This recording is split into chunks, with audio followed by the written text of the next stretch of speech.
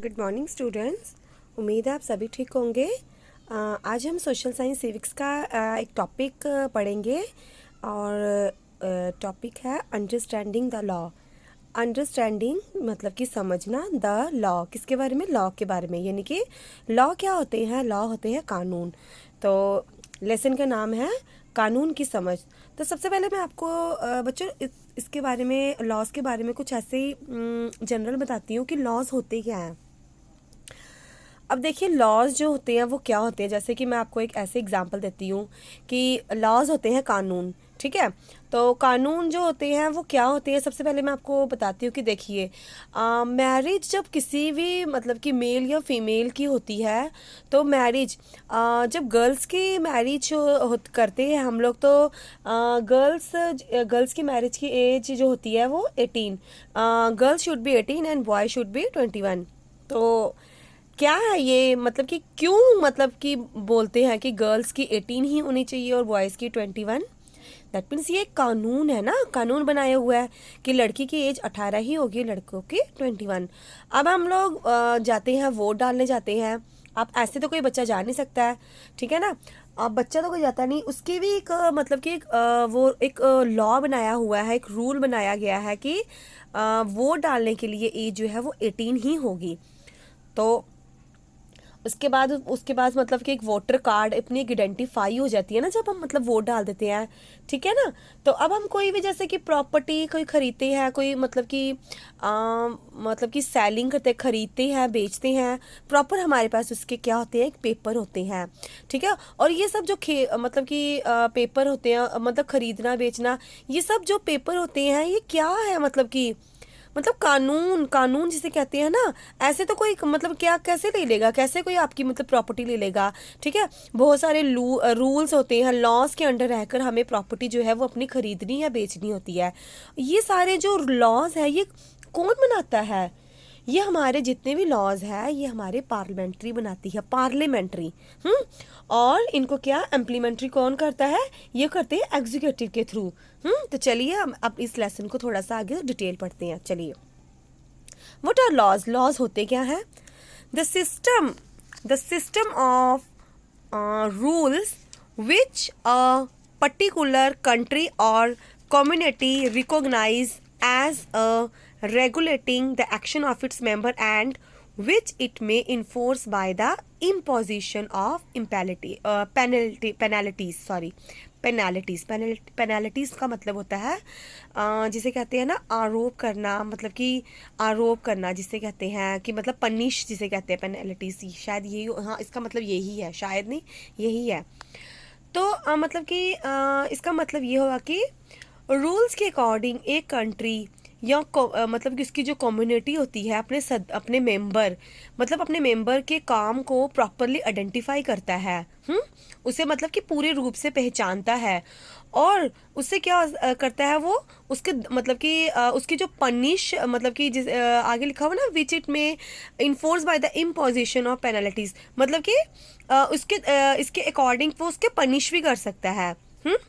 Do laws applies to all, क्या ये laws सभी के लिए अप्लाई है। As there should be no arbitrary exercise of power independent India. Therefore, the member of Constituent Assembly institutes several provision in the Constitution that could establish rule the law.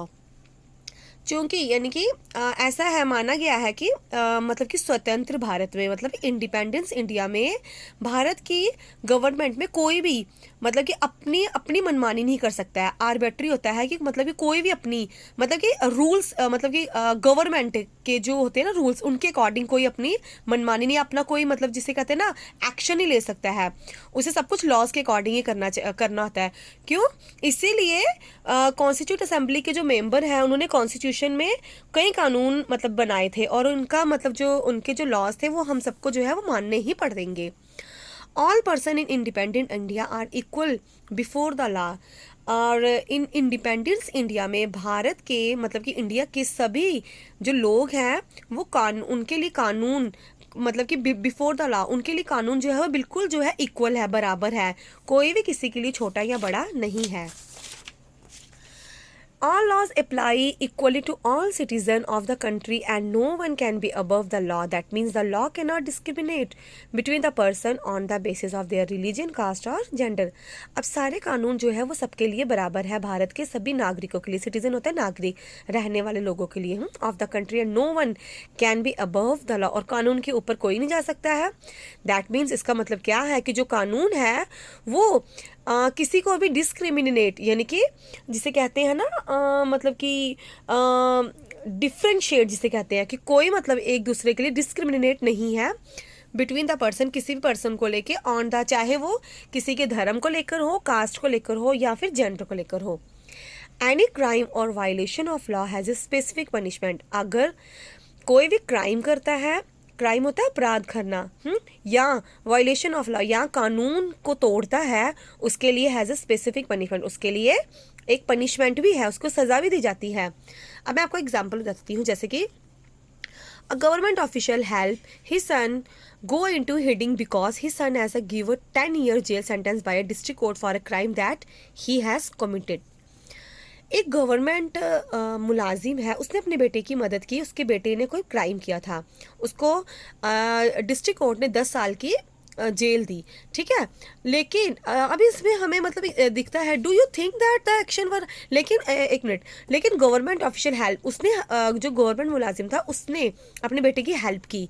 अब इसमें question निकलता है, do you think that the government official were right. क्या इस जो government official था, जो मतलब कि मुलाजिम था गवर्नमेंट, क्या उसने ठीक किया ये अपने बेटे की मदद करके, इवन कि उसने क्राइम किया था. शुड हिज सन बी एक्सम्ड, क्या उसे छोड़ देना चाहिए, उसे जेल से मुक्ति दे देनी चाहिए, जस्ट बिकॉज, क्यों, because his father is economically and political powerful, क्योंकि उसका जो पापा था वो बड़े बड़े लोगों के साथ मिलता था और वो काफ़ी पावरफुल था. मतलब पावरफुल था कि मतलब कि उसके घर में मतलब बड़े लोगों का आना जाना था. नहीं, इंडियन कॉन्स्टिट्यूशन के अकॉर्डिंग इंडिया में रहने वाला कोई भी, चाहे वो जितना बड़ा मतलब जितना भी बड़ा आदमी हो, चाहे वो कोई भी हो, किसी को भी हम ले सकते हैं अगर उसने क्राइम किया है. और कॉन्स्टिट्यूशन के अकॉर्डिंग अगर इंडिया में कोई भी क्राइम करता है तो हमें मतलब कि इतना है कि उसे जो है सज़ा जो है, फंडामेंटल राइट्स है ये हमारे, ये इंडियन कॉन्स्टिट्यूशन में हमने पढ़ा हुआ था कि मतलब कि अगर किसी ने भी क्राइम किया हो तो गवर्नमेंट उसे जो है वो ज़रूर उसे सज़ा देती है. तो इसका मतलब क्या हुआ कि मतलब कि उसने ये कानून तोड़ा है, वायलेशन ऑफ लॉ, इसने कानून का उल्लंघन किया है. तो दैट मीन्स इसको, ये जो गवर्नमेंट ऑफिशियल था, इसको क्या होगी, सज़ा तो होगी है ना, क्योंकि उसने लॉ को तोड़ा है ना. तो चलिए आज के लिए इतना ही, और नेक्स्ट मीटिंग इसके क्वेश्चन आंसर मैं सेंड कर दूँगी. Okay, bye.